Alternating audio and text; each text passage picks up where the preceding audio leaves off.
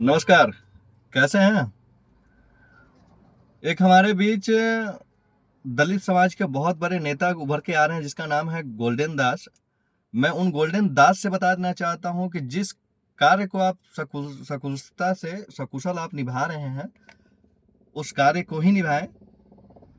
आगे कुछ कार्य करने का हिम्मत अब ना करें। और इस बात को हमेशा याद रखें कि अगर स्वर्ण के खिलाफ आप बोल रहे हैं, आपको कहीं ना कुछ तो मिलता है, तभी आप बोलते हैं।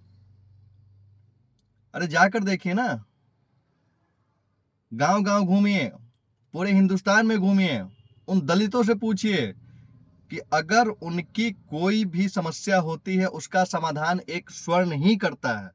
आप नहीं जाते हैं, कोई दलित नहीं करता है। इस बात को बखूबी आप जान लें। और स्वर्णों ने आपका क्या किया है? स्वर्णों ने आपका खेत तो नहीं काटा, ना ही आपके घर पे कब्जा किया है। फिर भी स्वर्णों से इतनी नफरत क्यों? आरक्षण आपको मिला, स्वर्णों को कोई दिक्कत नहीं है। रिजर्व सीट आपकी होती है, स्वर्णों को कोई दिक्कत नहीं है। तो भरा स्वर्ण क्यों पीसे भाई?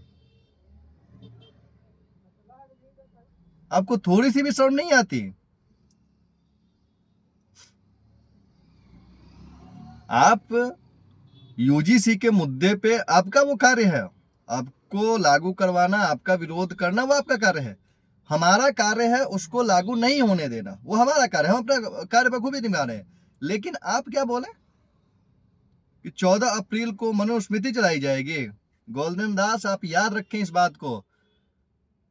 आप जिस संविधान से जीते हैं ना, उसी संविधान पे हम लोग भी भरोसा करके इसी हिंदुस्तान में हैं, और ये सारे स्वर्ण हिंदुस्तान में हैं।